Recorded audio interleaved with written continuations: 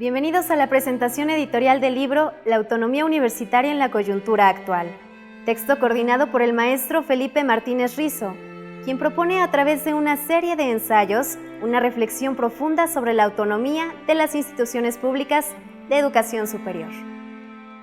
Participan en esta presentación editorial doctora Silvia Schmelkes, doctor Antonio Gago, doctor José Narro Robles, doctor Francisco Javier Avelar González, doctor Alfonso Pérez Romo y licenciado Felipe Martínez Rizo.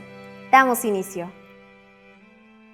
Buenas tardes a todas las personas que nos ven y nos escuchan por las frecuencias de radio y televisión universitaria de la Benemérita Universidad Autónoma de Aguascalientes y por las redes sociales para presenciar esta presentación de la obra La autonomía universitaria en la coyuntura actual. En primer lugar, voy a ceder la palabra al señor rector de nuestra Casa de Estudios, el doctor Francisco Javier Avelar González, para que nos dé la bienvenida. Tiene usted la palabra, señor rector. Bien, pues doy las gracias a todos los participantes en esta presentación del libro La autonomía en la coyuntura actual. Agradezco la presencia del maestro Felipe Martínez Rizo, quien coordinará esta presentación del libro, al doctor Alfonso Pérez Romo, el rector de nuestra institución. Nos acompaña también, y es un gran gusto saludarlo, el doctor José Narro Robles, el rector de la UNAM, secretario de Salud y con una enorme trayectoria.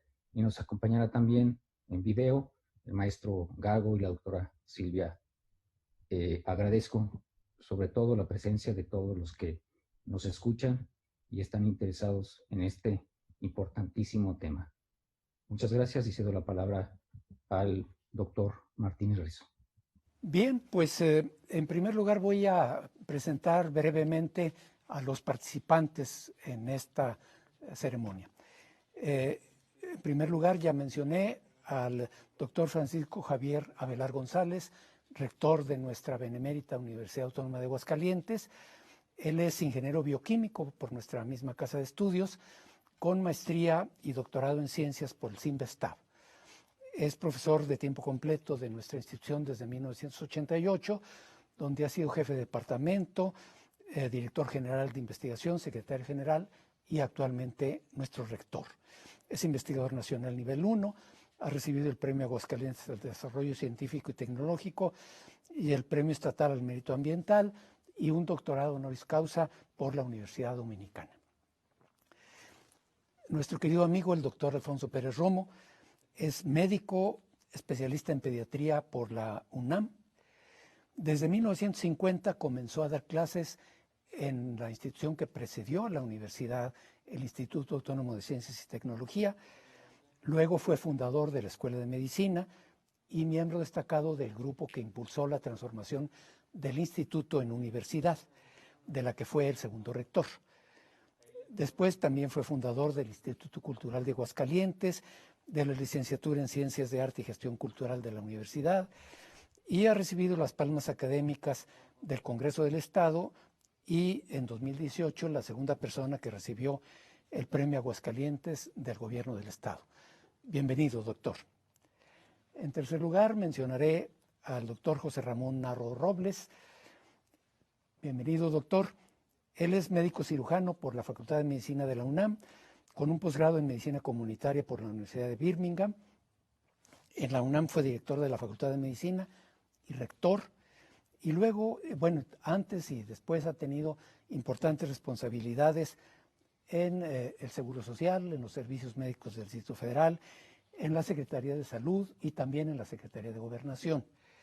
Ha recibido una decena de doctorados honoris causa de universidades tan importantes como la de Salamanca, la de Birmingham, La Habana, la de Santiago de Chile, varias universidades mexicanas.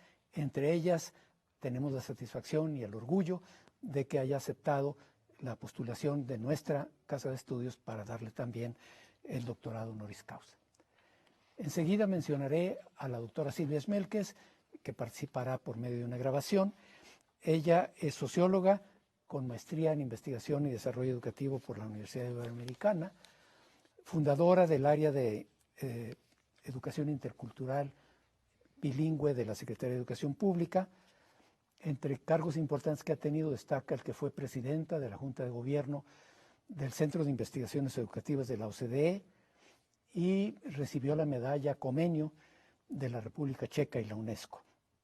También ha sido directora del Instituto de Investigaciones para el Desarrollo de la Educación de la Ibero y presidenta de la Junta de Gobierno del INEE.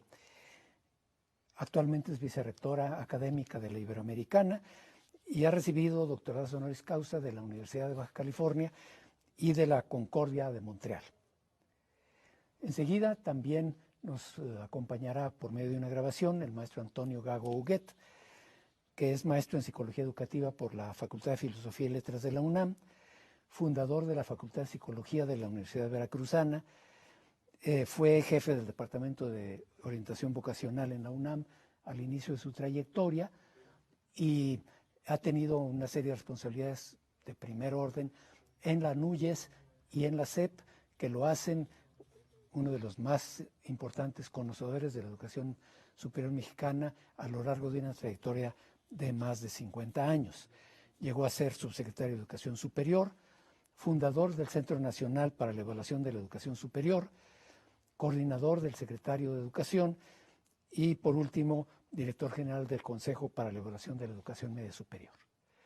Su servidor, Felipe Martínez Rizo, soy licenciado en Ciencias Sociales por la Universidad de Lovaina y fui profesor de tiempo completo de nuestra casa de estudios del 74 al 2016, cuando me jubilé, y tuve el honor de ser rector de esta universidad. También tuve la distinción de ser fundador del Instituto Nacional para la Evaluación de la Educación. Soy investigador nacional, he recibido varios reconocimientos, entre los que el que considero más relevante es el doctorado honoris causa por la Universidad de Valencia. Con ello, voy a dar paso ya a las participaciones para presentar la obra La autonomía universitaria en la coyuntura actual. Para comenzar, el doctor Francisco Javier Avelar González, nuestro rector, nos explicará las razones que lo llevaron a promover la publicación de este libro y luego esta presentación. Escuchamos al doctor Avelar. Recuerdo que justamente en el festejo de nuestros 75 años de autonomía, mencioné en un breve mensaje que la autonomía universitaria no estaba en su mejor momento. Y fue sobre todo en referencia, esto fue a finales del 2017, en referencia a un creciente número de universidades intervenidas por congresos o poderes estatales. En ese entonces me refería particularmente a la controversia entre la Universidad Autónoma del Estado de Hidalgo y el Congreso estatal, la legislatura correspondiente. Entonces, a la fecha, pues contabilizo alrededor de 14 universidades autónomas, entre ellas la UNAM, aunque la iniciativa se retiró creo que en unas cuantas horas, que han sufrido la intención de poderes estatales, en el caso de la UNAM, de poderes federales, de un diputado federal, en el marco de acotar o intervenir su autonomía. A la Universidad Autónoma de Aguascalientes pues le tocó esta situación en octubre del 2019, en pleno proceso de elección y designación de autoridades de primer nivel, incluido la rectoría, con una iniciativa absolutamente burda,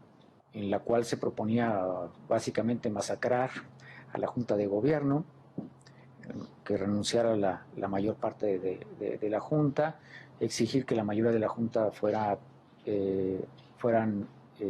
ciudadanos externos a la universidad.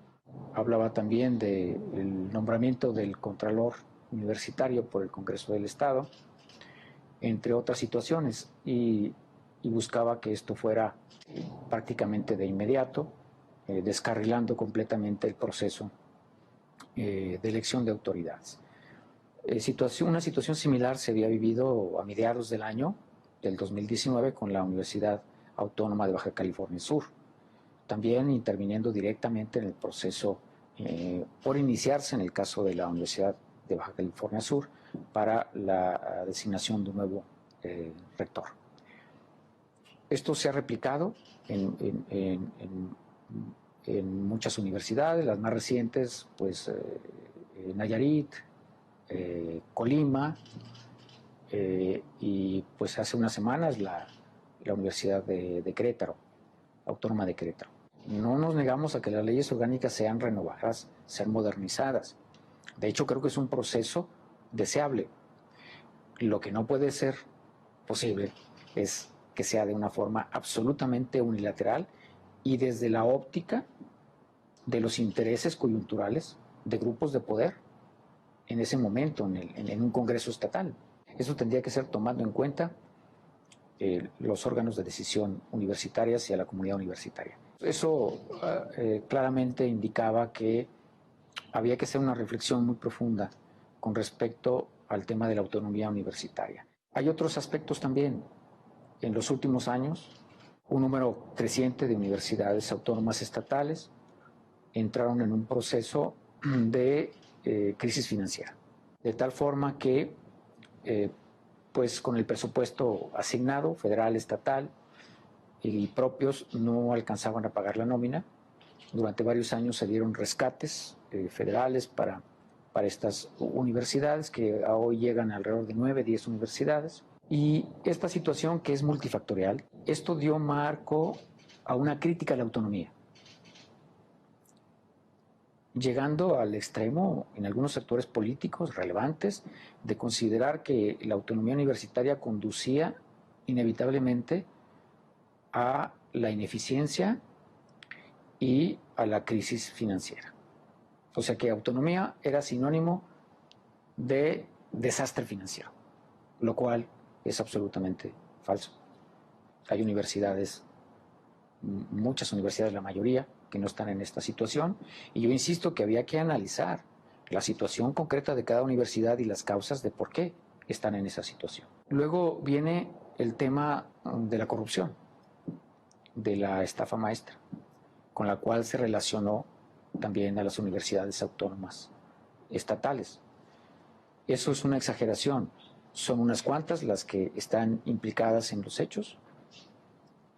Los hechos están en curso, no hay sentencias en firme.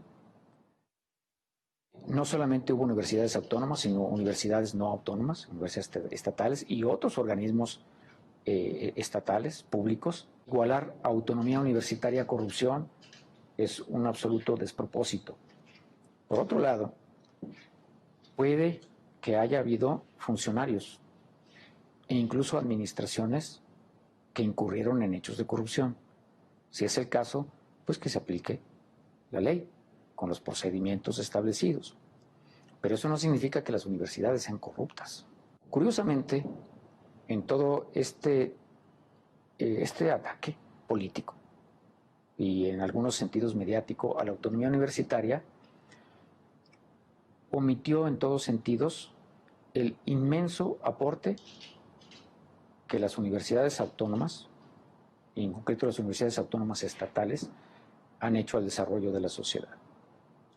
Simplemente las unidades autónomas estatales representamos cerca del 40% de la matrícula pública de educación superior. Y habría que ver el enorme aporte histórico a la educación, al desarrollo económico, social, cultural, deportivo, de salud, que han hecho estas instituciones a sus sociedades y al país entero. Y bueno, también todo esto se combina pues con una reforma constitucional, el artículo 3º, en el 2019, el año pasado, estableciendo la obligatoriedad y gratuidad de la educación superior, que amerita una discusión muy profunda de cómo estos preceptos constitucionales se van a aplicar, el cómo, el cuándo y el con qué. Esta reforma constitucional pues deriva en algo que en sí es muy deseable. Se está en este momento, tiene meses discutiéndose, la Ley General de Educación Superior, algo que es muy benéfico porque la vigente tiene data de los 70s.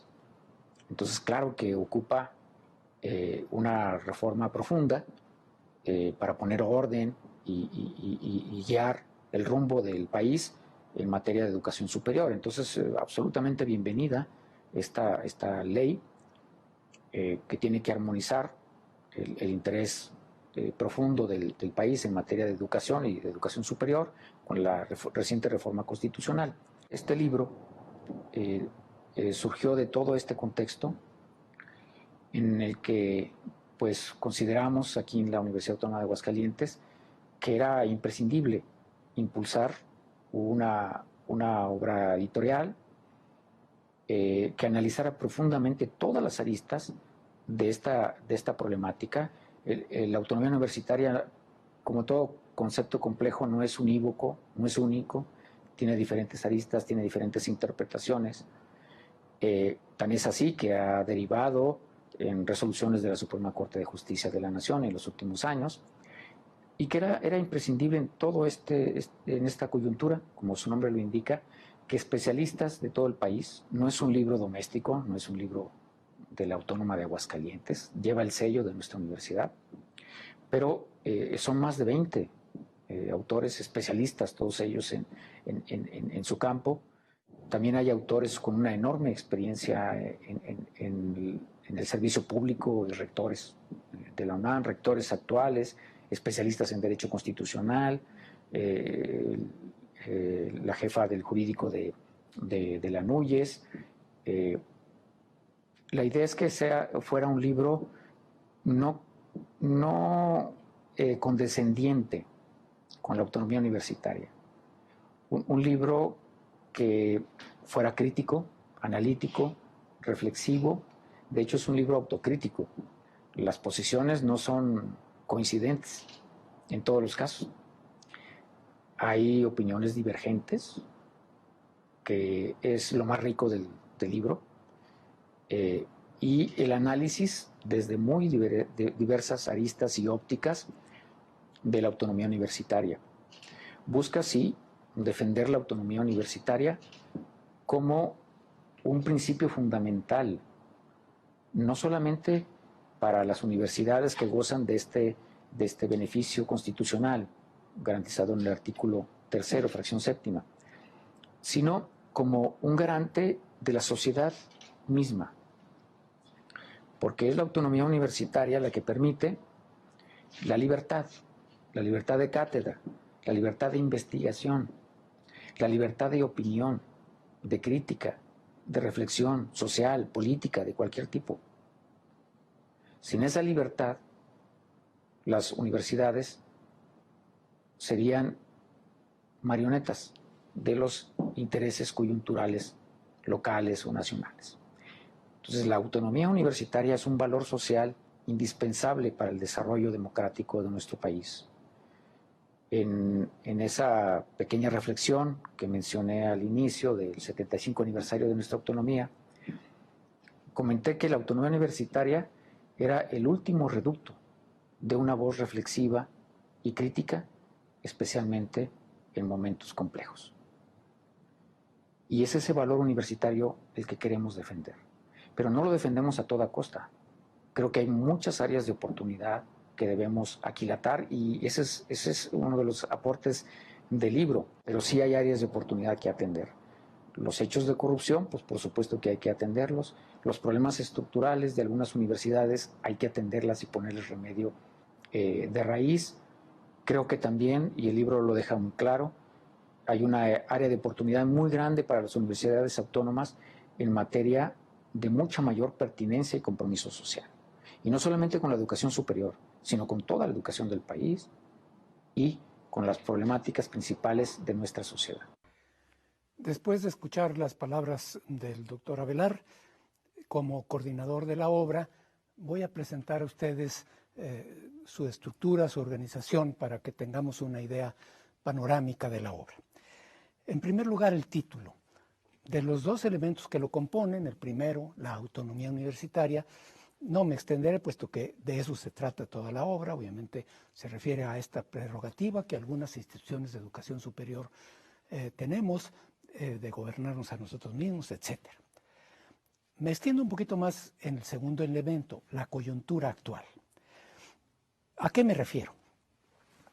En primer lugar, a que, como ya mencionó el doctor Avelar, el marco jurídico de la educación superior todavía vigente es muy viejo. La Ley de Coordinación de la Educación Superior se aprobó el 28 de diciembre de 1978 y luego la modificación de la Constitución que elevó a rango constitucional la autonomía es de 1980, o sea, tiene 40 años. Y en estos 40 años, en segundo lugar, el sistema mexicano de educación superior ha cambiado radicalmente. Ha crecido muchísimo. Ahora son alrededor de 6,000 instituciones las que hay, considerando las unidades de las universidades públicas separadas como instituciones separadas, o sea, 6,000 campus, con más de 4 millones de estudiantes, con una gran heterogeneidad de instituciones grandes, medianas, pequeñas, fuertes, débiles. Y desde hace 3 décadas, 2 décadas y media, una serie de cambios que ha habido con respecto a la manera como se ha manejado la educación superior, con la introducción de distintos sistemas de evaluación externa, de evaluación de personas, de aspirantes, de egresados, de académicos, de proyectos de investigación, de indicadores universitarios y de asignación de recursos extraordinarios con base en esas evaluaciones, lo cual no existía absolutamente para nada hace 40 años. Por otro lado, en el entorno de las universidades, en la sociedad mexicana, ha habido cambios importantísimos. La transición a la democracia, con todas sus complicaciones que todavía vivimos, y la creciente preocupación por los derechos humanos, por la rendición de cuentas, la transparencia y el acceso a la información, la equidad de género, etcétera, etcétera, que obviamente no pueden dejar a las instituciones de educación superior al margen como si no ocurriera nada. Y en ese marco ha venido esta cuestión que mencionó el rector Avelar de los ataques a la autonomía de las universidades, de los recursos de las instituciones que han llegado hasta la Suprema Corte y las decisiones de la Suprema Corte en consecuencia, que hacen evidente la necesidad de actualizar, modernizar, enriquecer, complementar, precisar el marco jurídico de la educación superior. En la introducción de la obra, yo presento una panorámica histórica de la autonomía, porque creo que es muy importante para que entendamos el concepto y podamos reflexionar con seriedad sobre él. Remontándome hasta la Edad Media, con el origen de las primeras universidades, que nacen precisamente con un cierto tipo de autonomía muy especial, porque eran gremios y tenían la autonomía que tenían los gremios, lo cual hace que sea todavía la cuestión, por ejemplo, de la extraterritorialidad. Es un resabio medieval de cuando una persona se refugiaba en una iglesia o en una universidad, la policía ya no le podía hacer nada, pasando por los cambios que hubo a lo largo del tiempo, en especial a principios del siglo XIX, con, por un lado, la Universidad Napoleónica y, por otro lado, la Universidad Humboldtiana. Después, en América Latina, el movimiento universitario de Córdoba, la Reforma de Córdoba en 1918, y a lo largo del siglo XX, el surgimiento de otro tipo de instituciones de educación superior, en particular las de enfoque tecnológico, con el modelo soviético, etc. Luego me refiero a la evolución del concepto de autonomía en nuestro país, desde la refundación de la Universidad Nacional en 1910, con Justo Sierra y don Ezequiel Chávez, pasando por la autonomía parcial del 29, la autonomía absoluta pero concebida como privatización del 33 y la concepción de la autonomía en la ley orgánica todavía vigente de la UNAM de 1945 y luego la reforma constitucional del 80. Luego vienen reflexiones sobre el derecho a la educación como una noción que está en el fondo del asunto, en particular el derecho a la educación superior, y luego la identificación de aspectos particulares de la autonomía que deben reflexionarse o abordarse separadamente. Esto da lugar a la estructura de la primera parte de la obra, de los capítulos, que son 6, cada uno de los cuales atiende uno de esos aspectos.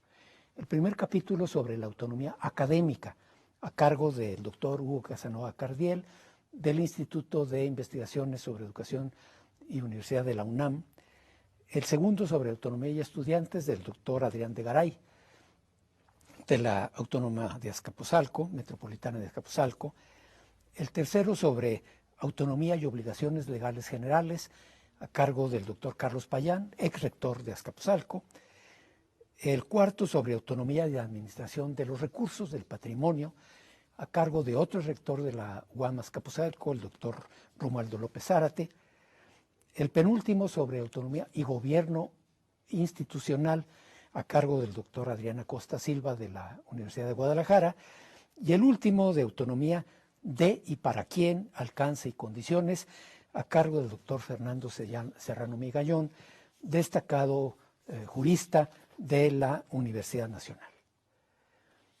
La segunda parte tiene un conjunto de comentarios sobre esta primera parte, a cargo de un grupo mayor de estudiosos, académicos y autoridades universitarias importantes, que incluye a Germán Álvarez, actual director del Departamento de Investigación Educativa del CINVESTAB, el exministro de la Suprema Corte, José Ramón Cosío, los académicos Pedro Flores Crespo de Querétaro, Rocío Grediaga de la UAM Azcapotzalco, Cecilia Pérez Talamantes de Aguascalientes, Antonio Gago, el maestro Gago, que nos acompañará en un momento más, los rectores actuales de Guanajuato, Luis Felipe Guerrero, y de Guadalajara, Ricardo Villanueva, la jefa del Departamento Jurídico de Anuyes, Yolanda Regorreta, el doctor Humberto Muñoz de la UNAM, los rectores de la UNAM,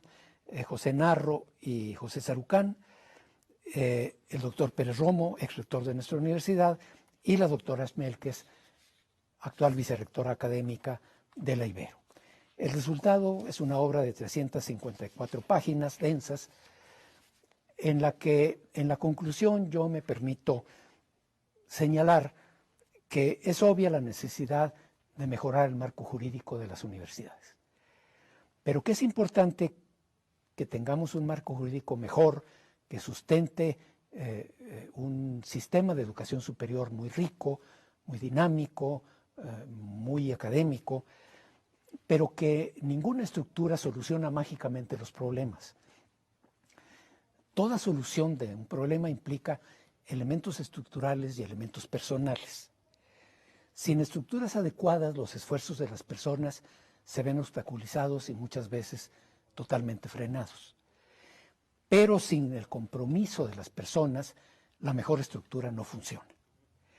Y como nos dijo hace mucho Burton Clark, en las universidades, que son burocracias profesionales, los académicos tienen un peso especial.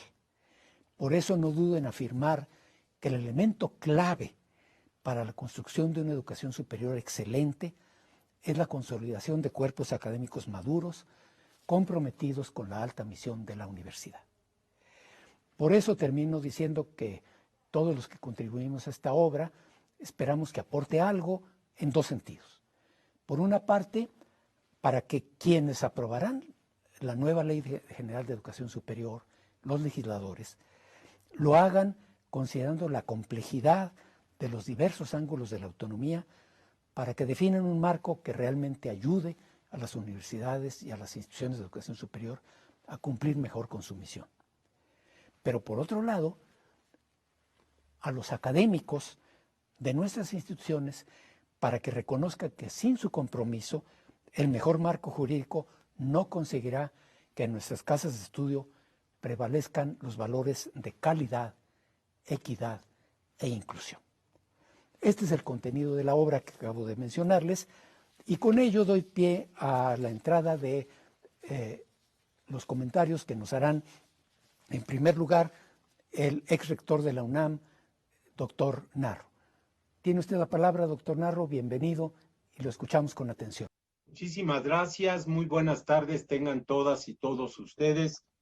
Es verdaderamente un privilegio para mí el poder estar aquí y saludar con enorme aprecio, afecto y respeto al doctor Francisco Javier Avelar González, rector de la Universidad Autónoma de Aguascalientes, al doctor Pérez Romo, ex rector de esta casa de estudios, al doctor Martínez Rizo, también ex rector y coordinador de la obra, a la maestra Esparza, titular del área editorial de la Universidad Autónoma de Aguascalientes, y por supuesto a todos los integrantes de la comunidad universitaria que a través de las redes sociales siguen esta presentación, a profesores e investigadores, a académicos en su conjunto, a los estudiantes y a los trabajadores de esta institución, un saludo. Señoras, señores. Ya decía el doctor Avelar que se trata de una obra que es editada por la Universidad Autónoma de Aguascalientes, pero que tuvieron ellos la generosidad de hacer una invitación extensa. Hay entre quienes han escrito artículos, ensayos de esta obra, personas que trabajan o han trabajado lo mismo en la Universidad Autónoma de Aguascalientes que en la Nacional Autónoma de México, en el Colegio de México, en la UAM, en la Universidad Autónoma de Querétaro, en el CINVESTAB, en la Universidad de Guadalajara, en el Ceneval, en la Universidad de Guanajuato o en Anúyes. Y por eso yo quiero empezar esta presentación, preparé un texto al que le voy a dar lectura, diciendo gracias. Lo primero que quiero decir. Gracias, muchas gracias a la Universidad Autónoma de Aguascalientes, a su rector y a varios rectores, al igual que a su gran comunidad de la que soy un orgulloso integrante. Gracias, rector, por invitarme a escribir uno de los ensayos y por darme también la oportunidad de participar en la presentación del magnífico libro La autonomía universitaria en la coyuntura actual. Voy a reiterar algunas de las cosas que el doctor Martínez Rizo ya dijo, pero me parece que no sale sobrando. Se trata de un libro que en la versión electrónica tiene 354 páginas, editado por la Universidad Autónoma de Aguascalientes, de autoría colectiva y que en los distintos ensayos participan 22 autores, entre los cuales pude contar a 9 rectores o exrectores, 3 de la Universidad Autónoma de Aguascalientes, 2 de la UNAM, 2 de la UAM, 1 de la Universidad de Guadalajara y otro de la Universidad de Guanajuato. El libro está integrado por un prefacio y 2 grandes apartados. Uno titulado Las aristas de la autonomía, con 8 ensayos, y el otro Comentarios críticos, conformado por 14 trabajos. La coordinación de la obra corrió a cargo del doctor Felipe Martínez Rizo, quien además es autor de un estupendo ensayo introductorio que pasa revista a los antecedentes, retos y perspectivas de la autonomía universitaria, al igual que de una recapitulación que permite enlazar los 2 grandes apartados, el de las aristas y el de los comentarios críticos. Por supuesto, la obra está encabezada por un prefacio firmado por el señor rector que ubica de manera espléndida el tema que trata esta obra. Sin duda, hay que felicitar a los profesores Avelar, Martínez, Casanova, de Garay, Payán, López, Acosta, Serrano, Álvarez, Cosío, Flores, Gago, Grediaga, Guerrero, Legorreta, Muñoz, Pérez Romo, Pérez Talamante, Sarucán, Schmelkes y Villanueva por sus aportaciones. En especial, hay que agradecer a la Universidad Autónoma de Aguascalientes y a su rector, al exrector Martínez Rizo y a la maestra Esparza, titular del área editorial de esta estupenda casa de estudios, orgullo de todos nosotros por entregar este libro que hoy se presenta formalmente.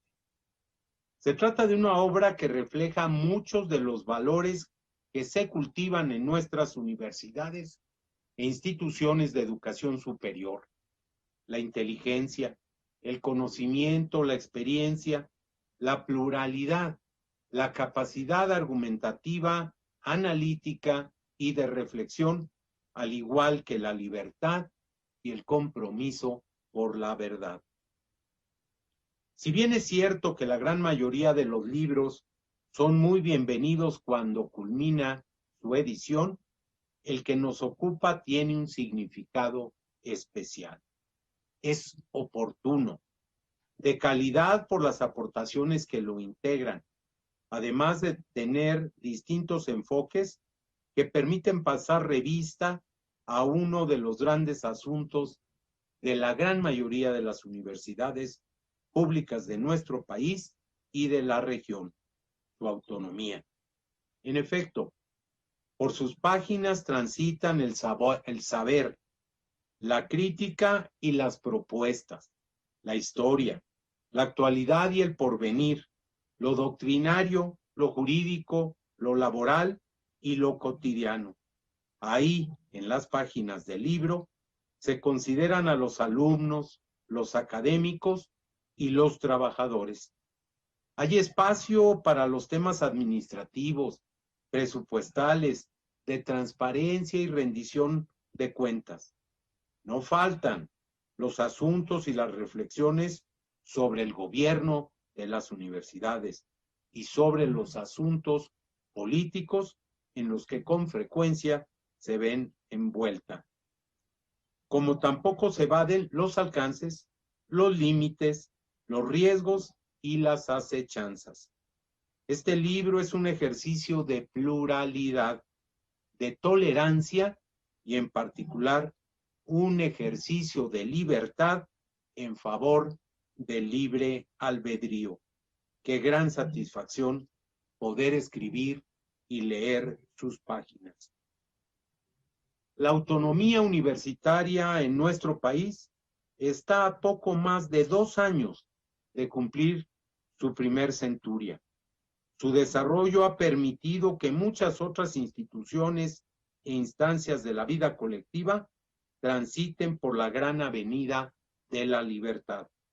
No hay duda alguna de que el ejemplo universitario ha moldeado formas y estilos de ser, de vivir, de entender el desarrollo y el progreso, nuestro régimen de instituciones, el cultivo de la pluralidad, la democracia mexicana, el respeto a las diferencias, la rendición de cuentas y el propio régimen de libertades serían muy distintos y no mejores en nuestro país sin el antecedente y evolución de la autonomía universitaria. La autonomía ha moldeado muchos de esos desarrollos. Hoy, de nueva cuenta, la autonomía enfrenta incomprensiones, peligros y provocaciones. No será esta la última de las batallas. Tampoco será la ocasión en la que los críticos de nuestras instituciones, los favorecedores del sometimiento y la docilidad, podrán alcanzar sus propósitos torcidos. De nueva cuenta, la fuerza de la razón, los valores cívicos, la inteligencia y la convicción saldrán adelante. Lo harán con la integridad de sus comunidades. Lo harán por medio de la razón, esgrimiendo y usando la libertad y la verdad como armas fundamentales. Siempre nos acompañará el pensamiento del filósofo que sostiene que, y cito, Ser independientes es el privilegio de los fuertes. Termino la cita.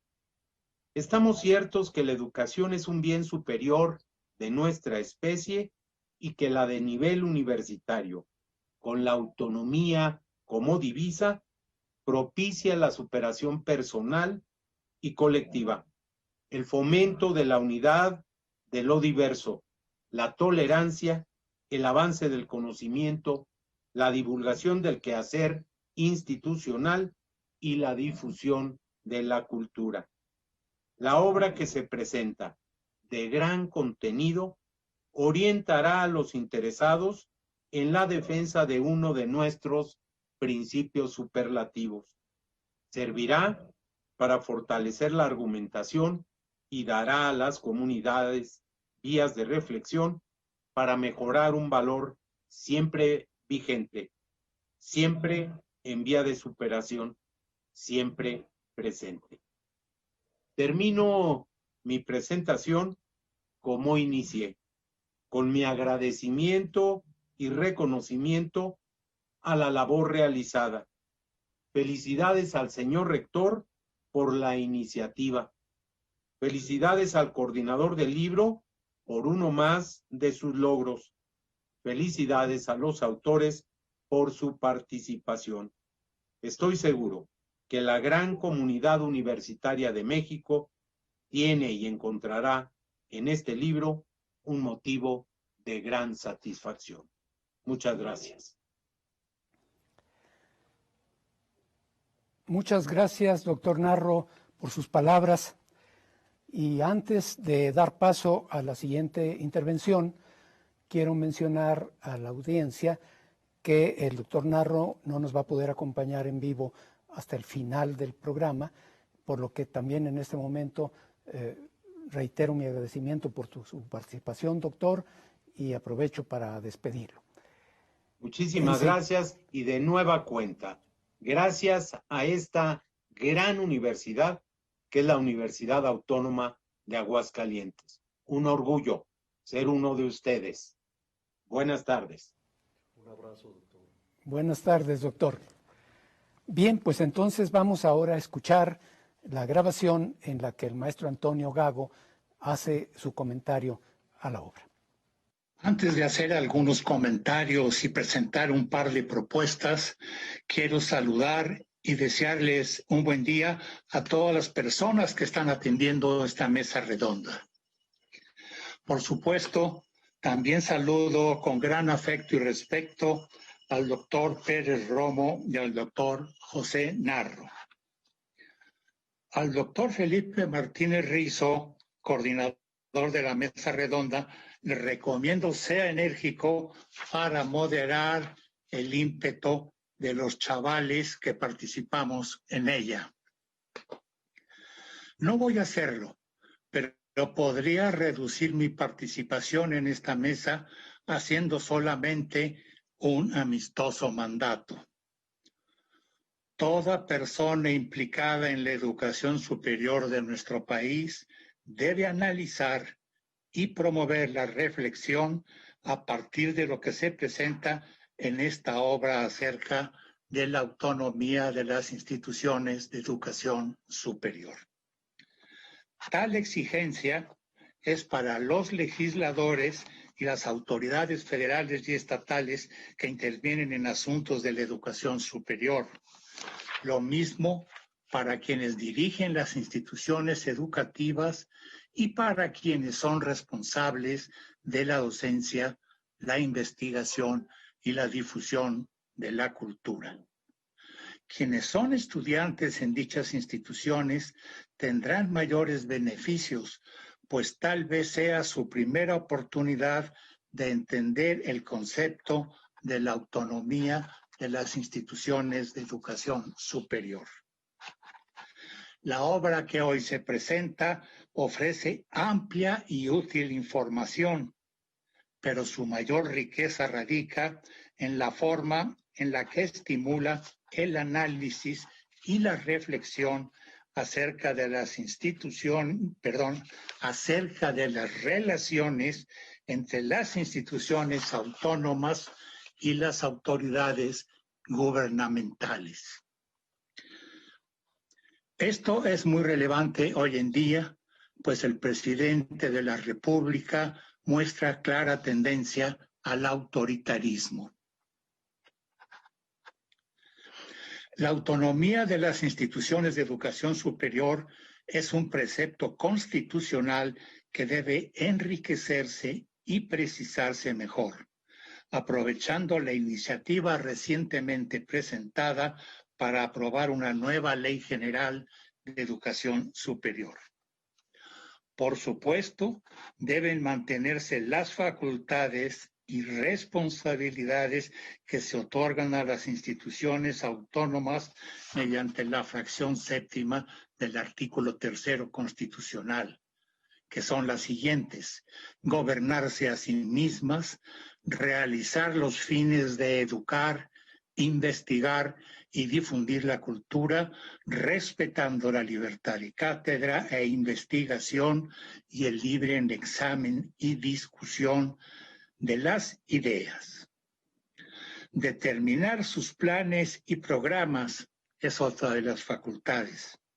Fijar los términos de ingreso, promoción y permanencia de su personal académico y, finalmente, administrar su patrimonio. Pero es necesario actualizar el marco legal de la educación superior y la autonomía de las universidades y demás instituciones de educación superior que la merezcan. Al respecto, puede reflexionarse sobre lo siguiente. La autonomía como libertad de cátedra e investigación es importante no solamente en las grandes universidades públicas. La autonomía debe entenderse como prerrogativa institucional y también como prerrogativa individual. En este sentido, debe prevalecer lo siguiente: la libertad de cada académico para expresar ideas sin presión alguna ha de ser en el entendido de que corresponde a las instituciones educativas autónomas definir planes y programas que cada docente debe respetar, así como establecer los criterios de evaluación que no deben estar supeditados al talante individual de cada docente. Además, la autoridad educativa debe supervisar y constatar el cumplimiento de las responsabilidades de las instituciones educativas, sean autónomas o no lo sean, para asegurar que a quienes se otorga un certificado de estudios, un título profesional o un grado académico tengan la idoneidad necesaria y suficiente. La autonomía de las instituciones de educación superior entraña un doble compromiso. Para el Estado, el de respetar la autonomía y dejar que las instituciones educativas se organicen, administren y funcionen libremente. Pero también para que éstas no lo interpreten como un derecho al enfeudamiento que implique estar por encima de las facultades del Estado. Hay que entender que la autonomía ideal, la que se encuentra en el mundo de lo escrito, de leyes y reglamentos, coexiste con la autonomía real, empírica y práctica del mundo no escrito, la del condicionamiento económico, las restricciones presupuestales, las presiones reguladoras, la conflictividad política de las comunidades y los actores gubernamentales. La autonomía tiene que ser baluarte de las instituciones de educación superior frente al interés de partidos políticos cuando pretenden utilizarlas. La autonomía no hace por sí sola que una institución de educación superior sea de buena calidad. La buena calidad debe demostrarse antes para merecer la autonomía. Termino mi participación con una sugerencia al rector de la Universidad Autónoma de Aguascalientes y a quienes participan en esta mesa redonda. Se trata de lo siguiente: promover ante las correspondientes autoridades gubernamentales y los legisladores la inclusión en la nueva Ley General de Educación Superior, lo que puede entenderse como rendimiento de cuentas académicas, además de las ya existentes cuentas económicas. Las cuentas académicas tienen que ver con lo que logran las instituciones de educación superior, es decir, la pertinencia de lo que se enseña y debe aprenderse y desarrollarse. Además, en esa evaluación de las cuentas académicas han de considerarse y ponderarse no solo la pertinencia, la eficacia y la eficiencia, sino también la equidad, entendida como la proporción de personas con desfavorables circunstancias que obtienen un certificado de estudios, un título profesional o un grado académico debidamente sustentado en conocimientos y habilidades intelectuales pertinentes. Esta sugerencia tiene sentido porque hasta hoy las autoridades federales y estatales han sido omisas en el cumplimiento de una responsabilidad relevante, la de asegurar la buena calidad de las instituciones de educación superior, sean o no sean autónomas. Hay dos ejemplos de procesos gubernamentales defectuosos: el otorgamiento del reconocimiento de validez oficial de estudios y la expedición de las patentes o cédulas para ejercer una profesión reglamentada por la ley.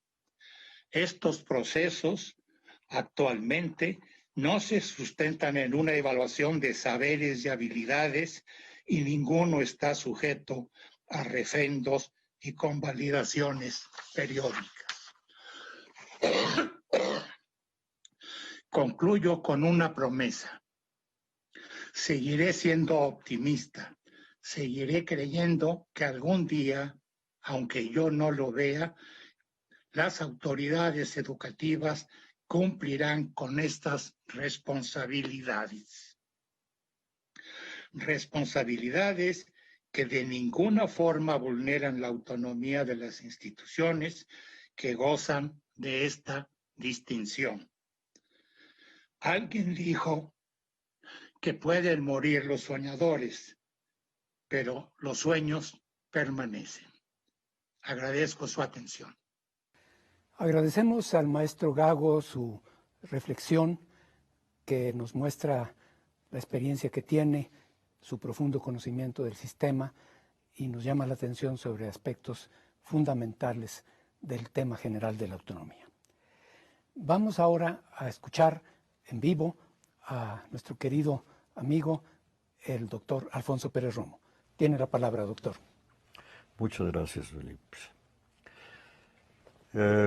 Yo quiero presentar a ustedes unos breves comentarios acerca de la enorme importancia que tiene en este momento la aparición de este importantísimo libro. Porque siendo tan crucial en este momento la definición que se haga del marco jurídico de la educación superior en México, y con tener tanta importancia para la vida misma de las universidades y su desarrollo, esto lleva en juego también el rumbo que vaya a tener el desarrollo general de nuestra nación. no está en juego nomás la vida universitaria, está en juego la vida de México. Así de importante me parece a mí que es la reflexión sobre la autonomía universitaria en este momento. Yo estoy convencido de que la misión de las universidades públicas no consiste solamente en adiestrar profesionales en las diversas ramas aisladas del conocimiento o licenciar elementos humanos para el mercado empleador. La misión para la que fueron concebidas las universidades y que a pesar de todos los avatares que haya habido y que hayan enfrentado en la historia, han cumplido con honor es el ser y consistir en el lugar, el crisol, donde se forman las personas que habrán de dirigir el rumbo y la salud de las comunidades. En la universidad pública se forman los líderes intelectuales, de donde nace la crítica social, que pueda desembocar en leyes justas y éticas. Los líderes empresariales, que habrán de crear la riqueza de las naciones con un sentido claro de solidaridad humana. Los líderes de la investigación, que hacen avanzar la ciencia y la tecnología. Los líderes de las aulas, que luchan por hacernos hombres de bien. Y los líderes políticos, sobre cuyos hombros van a descansar el porvenir de los países, la administración de la justicia, la equidad social y la paz. Esta es la tarea esencial de las universidades públicas, para cuyo debido cumplimiento en esta tarea tan delicada que la sociedad ha puesto en sus manos, es preciso que cuenten como condición sine qua non la libertad. Libertad de cátedra, libertad de administración interna, autonomía.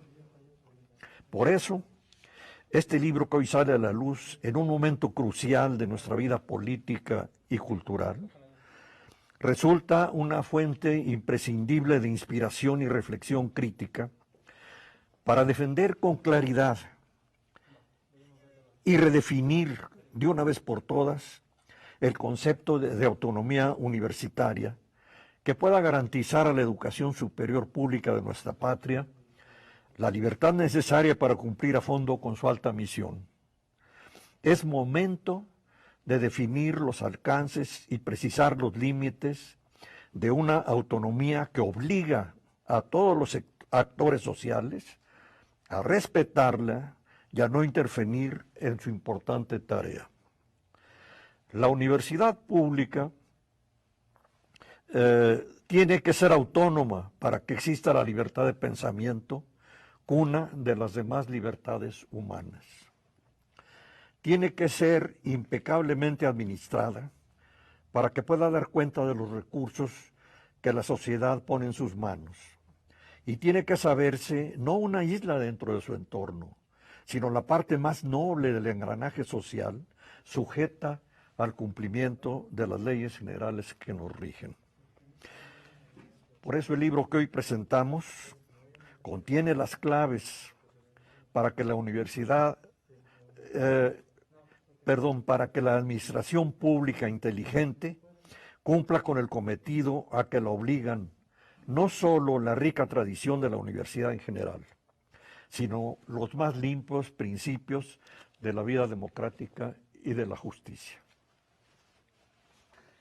Muchas gracias, doctor Pérez Romo. No nos decepciona nunca usted. Su sabiduría, con sus 95 años, se refleja en sus comentarios. Ya casi 96.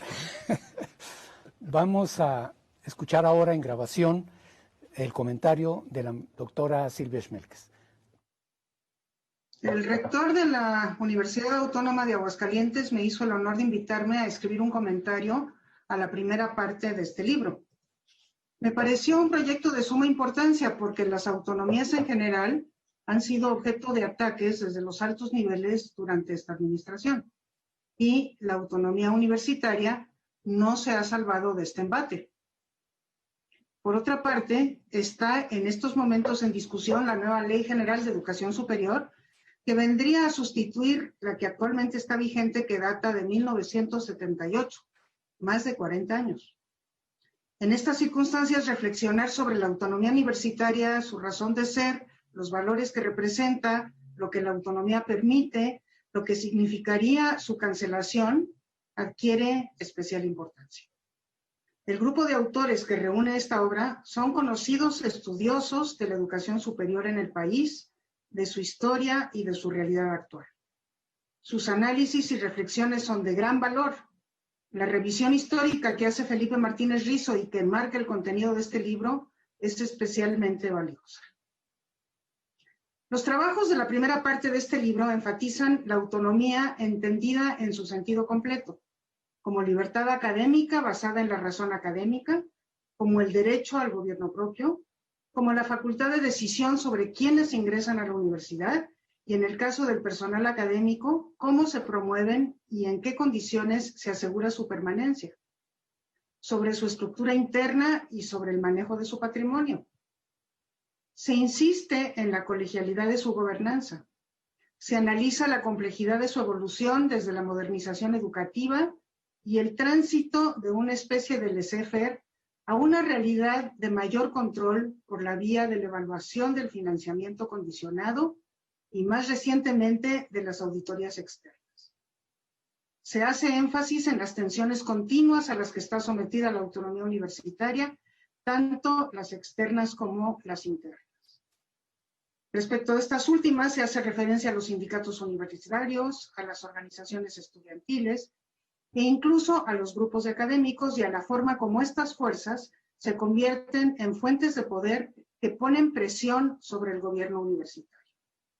El resultado es una visión muy completa de la problemática que enfrenta la autonomía universitaria en tiempos recientes. Observo campos semánticos muy diferentes entre los capítulos de este libro y las disposiciones del artículo 3º constitucional, así como de las versiones que han circulado del anteproyecto de Ley General de Educación Superior. Y a eso dedico yo mi contribución a este libro. El campo semántico de los capítulos de este libro se desprende del torpe intento de resumen que acabo de hacer. Por su parte, el campo semántico de la nueva legislación sobre educación superior gira en torno a conceptos en su mayoría ausentes en los capítulos revisados. Quisiera mencionar algunos de los que me parecen más importantes. El primer concepto ausente es el de equidad o el de inclusión. Estos son conceptos presentes en el artículo 3º y en los borradores del anteproyecto de la Ley General de Educación Superior, pero ausentes casi totalmente en los capítulos referidos. Esto no deja de sorprender. El origen de la universidad es elitista. Su masificación a partir de los años 70 del siglo pasado la hace más porosa, pero no por eso equitativa. La creciente matrícula femenina, que incluso en muchos casos predomina, sobre todo en algunas carreras, no ha resuelto del todo el problema de la desigualdad de género, que emerge de otras maneras. La exclusión de ciertos sectores poblacionales, como los que pertenecen a familias que se encuentran en los 4 deciles inferiores de ingresos, que prácticamente no están representados en las universidades autónomas, así como de los sectores tradicionalmente marginalizados de la población, como los indígenas, los afrodescendientes, las personas con discapacidad, son realidades que permanecen. Una educación equitativa puede definirse parcialmente como aquella en la que están representados los diversos sectores y grupos que conforman una sociedad en los diferentes niveles educativos, en la misma proporción en la que están presentes en la sociedad a la que sirven. Como bien sabemos, estamos lejos de ello, y en el nivel superior aún más que en los niveles básicos. Y esto es concebido como un problema para quienes consideramos que la educación juega un papel en el mejoramiento de la justicia social. Ese es un tema. Otro tema es el de diversidad e interculturalidad, que también está ausente. Estos conceptos sí están presentes en la nueva legislación, pero no en los capítulos de la primera parte de esta obra. La preocupación por atender la diversidad no es algo que se limita a asegurar la presencia de los diversos sectores sociales y culturales en las aulas universitarias, aunque la incluye. Supone también, entre otras cosas, la apertura al diálogo con diferentes visiones del mundo y diferentes formas de conocer. Un tercer tema tiene que ver con la relación con la educación básica. La nueva legislación menciona esta relación entre universidades y educación básica, aunque no ahonda en lo que significa, más allá de que los estudiantes universitarios pueden fungir como tutores de estudiantes en los niveles inferiores. En los capítulos del libro, sin embargo, la preocupación por el sistema educativo más amplio se encuentra ausente. Un tema más es la atención educativa a la población adulta. A pesar de que el objetivo 4 de Desarrollo Sostenible, que forma parte de la Agenda 2030 propuesta por las Naciones Unidas y firmada por México, plantea promover oportunidades de aprendizaje durante toda la vida para todos y exige de las instituciones educativas y de manera especial de las instituciones de educación superior repensarse en función de esta premisa para atender a sus egresados y a los adultos de la sociedad. Como digo, a pesar de eso, no se trata en estos capítulos. Y quisiera también mencionar el Sistema Nacional de Educación Superior. Este es uno de los propósitos del anteproyecto de Ley General de Educación Superior. Incluye el espacio común para asegurar la movilidad entre las instituciones de educación superior, tanto a nivel nacional como internacional. Las universidades autónomas difícilmente podrán sustraerse de dicho sistema y de dicho espacio. Sin embargo, la existencia de otras instituciones de educación superior que no gozan de autonomía, como los institutos tecnológicos o como las escuelas normales, no parece estar en el espectro de las preocupaciones de los estudiosos de la autonomía. Los argumentos a favor de la autonomía que leemos en la primera parte de este libro parecieran indicarnos la necesidad de que todas las instituciones de educación superior sean dotadas de autonomía. Para ello, hay condiciones que aseguren su adecuado ejercicio, y la concesión de la autonomía debe cuidar que se cumplan estas condiciones, y debe ejercerse en forma gradual e irse logrando en forma selectiva. Se extraña un planteamiento en este sentido, pues con ello se podría ir combatiendo la segmentación de la educación superior en el país.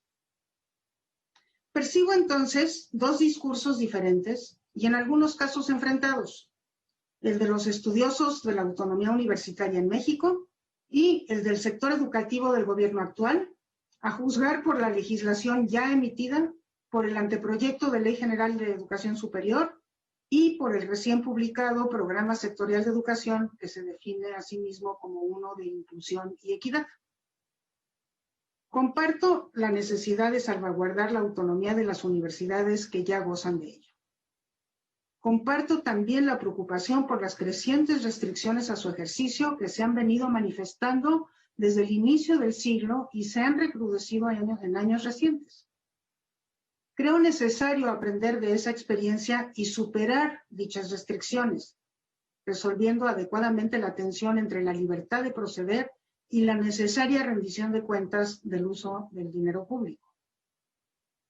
Me parece, sin embargo, que para superar el enfrentamiento que veo venir entre dos lógicas diferentes en la visualización de la educación superior y en el interés de sentar las bases para un diálogo fructífero entre las universidades autónomas y los responsables de la política de educación superior, se hace necesario que las universidades autónomas amplíen su visión para sentirse parte de un sistema de educación superior, que coloquen en el espectro de sus preocupaciones los grandes problemas nacionales y se comprometan con aportar a su solución, que se planteen la necesidad de atender y valorar la diversidad nacional y que hagan suya la batalla contra la desigualdad educativa en general y en educación superior en particular. Les agradezco mucho su atención. Agradecemos a la maestra Silvia Schmelkes su valioso comentario que nos llama la atención sobre algo que nos debe hacer reflexionar a quienes trabajamos en las universidades y quienes nos preocupamos por ellas. Y es que no debemos mirarnos demasiado al ombligo, que también tenemos que tener en cuenta todo el contexto de la educación mexicana, que es mucho más amplio, y que la autonomía tiene que ser un elemento que las universidades y las instituciones de educación superior aprovechen para contribuir mejor al desarrollo de toda la educación y no solamente de ellas mismas. Hemos recibido unas cuantas preguntas. Hay una que dice que qué creemos que significa el que sea la UA quien lidere un proyecto de poner en común este debate sobre la autonomía universitaria. Y yo simplemente mencionaré que nuestra institución, desde su fundación en 1973, ha tratado de ser particularmente proactiva, ha estado muchas veces a la vanguardia de muchas iniciativas en educación superior y pese a su tamaño relativamente pequeño, se ha ganado el respeto de muchas otras instituciones, como lo manifestó el doctor Narro. Entonces yo creo que la iniciativa del doctor Avelar ha sido muy bien recibida por sus colegas y demás, porque respetan a la Universidad Autónoma de Aguascalientes y creo que esto nos debe llenar de orgullo. Una segunda pregunta consiste en esto, dice que si se puede hablar de que la autonomía ha sido un derecho y una responsabilidad siempre asumida en la historia de las universidades mexicanas. Para responder esta pregunta, primero voy a referirme de una manera un poquito más amplia a lo que está en este momento en discusión, el proyecto, la iniciativa de una nueva Ley General de Educación Superior, cuyo planteamiento fue justamente la coyuntura que dio origen a esta obra. Como ya hemos dicho, es indudable la necesidad de actualizar el marco jurídico de la educación superior y eso es lo que pretende el nuevo proyecto. El proyecto original adolecía, desde mi punto de vista, de muchas y muy graves deficiencias. La versión que entró ahora a la Cámara y que está ya en discusión ha incorporado algunos de los comentarios, de las observaciones que han hecho distintas instancias, distintos pensadores y especialmente rectores de universidades públicas por conducto de la NUYES. Y en parte han sido recogidas en esta iniciativa. Por ejemplo, el nuevo proyecto recoge expresamente disposiciones para hacer frente a la amenaza de que desde los congresos estatales o del Congreso de la Unión se pretendan modificar leyes orgánicas sin consultar a las universidades que se verían afectadas. Expresamente el nuevo proyecto establece que esto no podrá ser así, que cualquier cambio que quiera hacer un poder legislativo tendrá que pasar por una consulta a la comunidad universitaria correspondiente y a sus órganos de gobierno, lo cual yo creo que es muy adecuado. Pero a mí me parece que el proyecto se queda muy corto en muchos otros aspectos. Yo creo que no se está aprovechando la oportunidad para precisar cosas muy importantes. Por ejemplo, desde la posibilidad de revocar la autonomía, de que la autonomía no es algo incondicional que se da para siempre, independientemente de lo que hagan las instituciones, sino que tiene que haber una respuesta satisfactoria para merecerla, como mencionaba el doctor Gago. ¿Quién, cuándo, cómo podría eventualmente limitar o hasta revocar la autonomía? Es algo que tendría que precisarse. ¿Quién la puede otorgar? ¿Solamente el Poder Legislativo o también el Poder Ejecutivo? Hay una resolución de la Corte que consideró que no era adecuado que un gobernador diera autonomía a una institución de educación superior recientemente. Sin embargo, varias instituciones de educación superior privadas tienen autonomía académica desde hace mucho, y la autonomía académica es el corazón de la autonomía, por decreto presidencial o por decreto del secretario de Educación.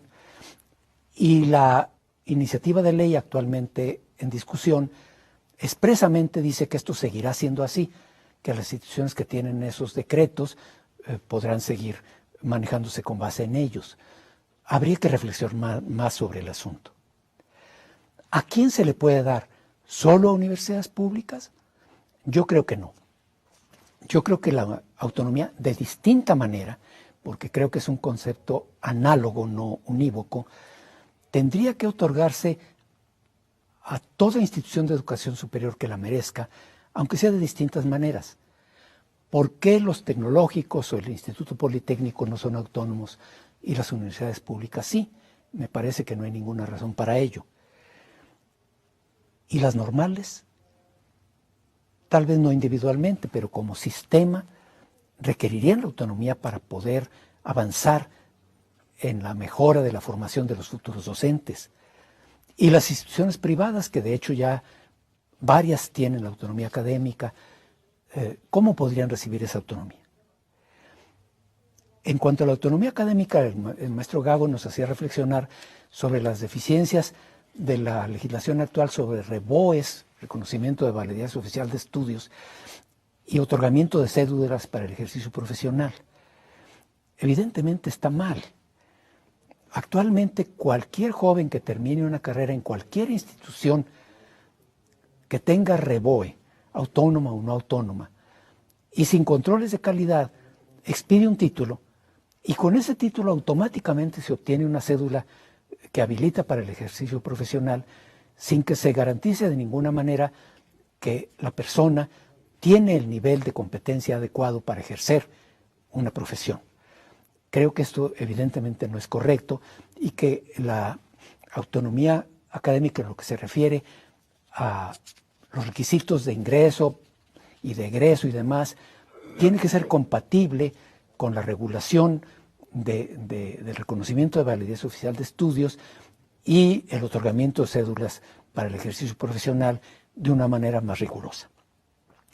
Con respecto a los académicos, obviamente, la autonomía incluye el derecho a establecer los requisitos de ingreso, acceso, permanencia, promoción, pero creo que adolecemos de fallas muy graves en lo que se refiere a cómo hacer compatibles los derechos individuales de los trabajadores universitarios, académicos y no académicos, los derechos colectivos de los sindicatos y los derechos de la sociedad a tener un servicio educativo de buena calidad, que eviten las huelgas larguísimas sin que haya manera de resolverlas de una manera justa y eficiente en poco tiempo, o la imposibilidad de otorgar jubilaciones dinámicas que han llevado a la quiebra técnica a tantas instituciones.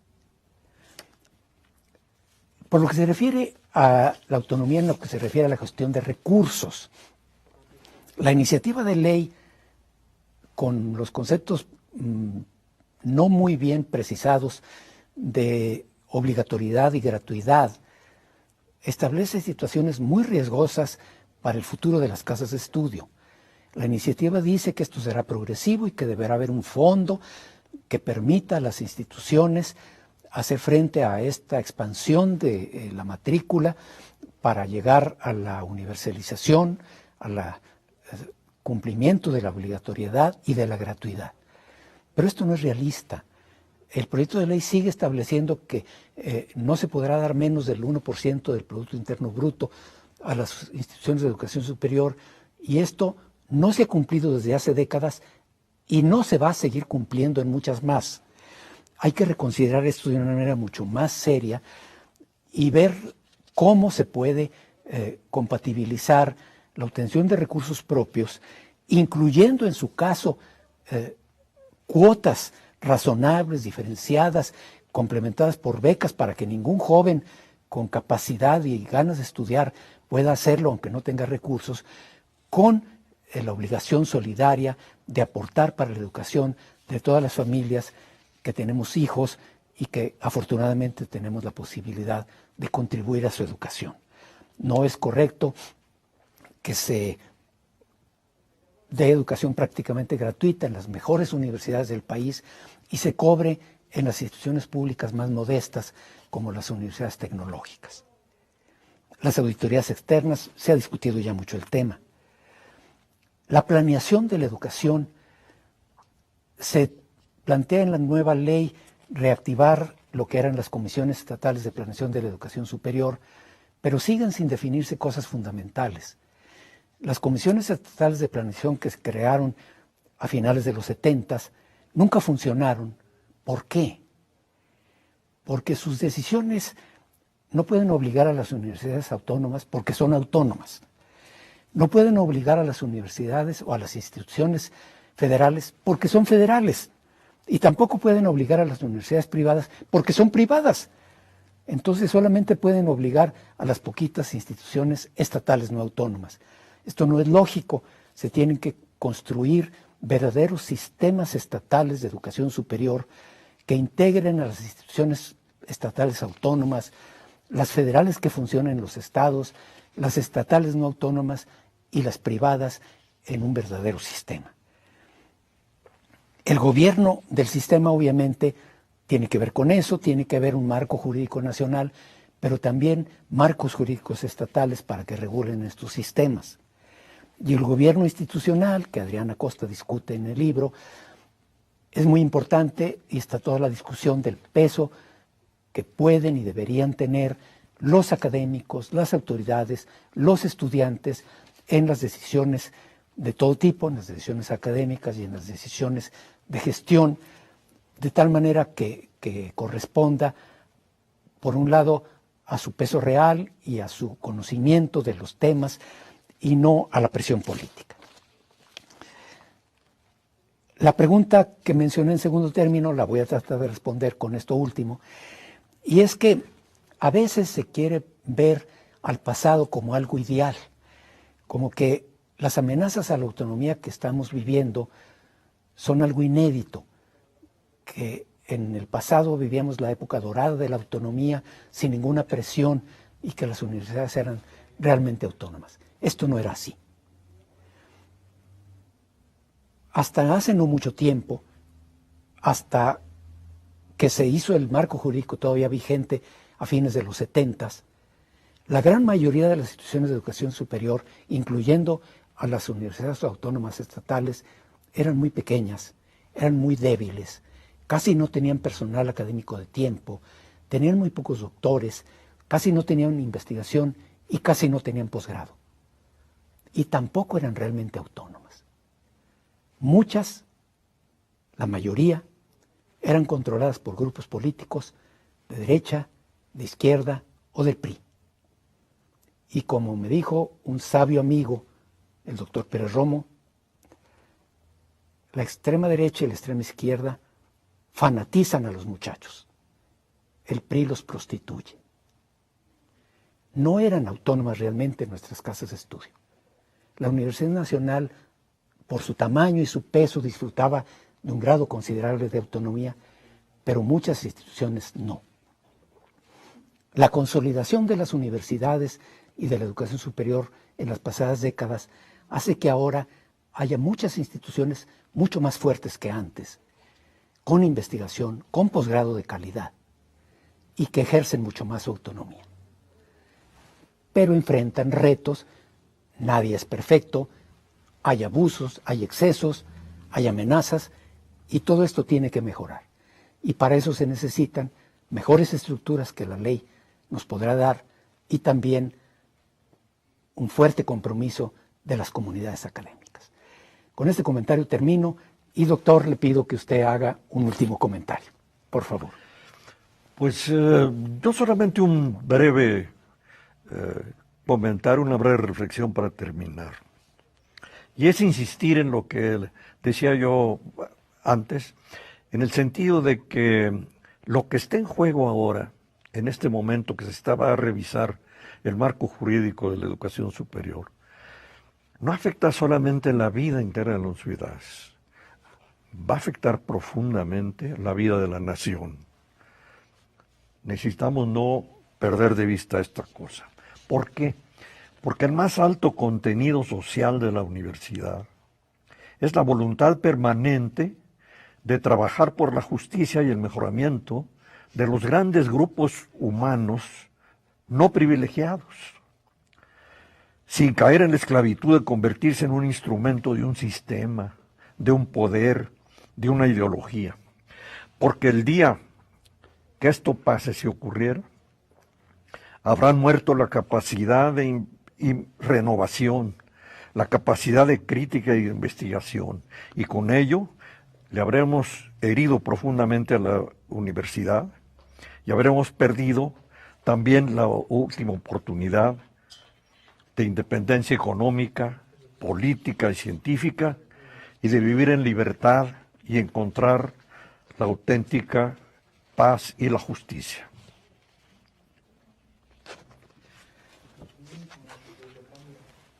Muchas gracias, doctor.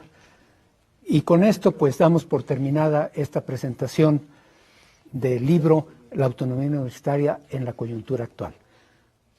Muchas gracias a todos los que nos han escuchado.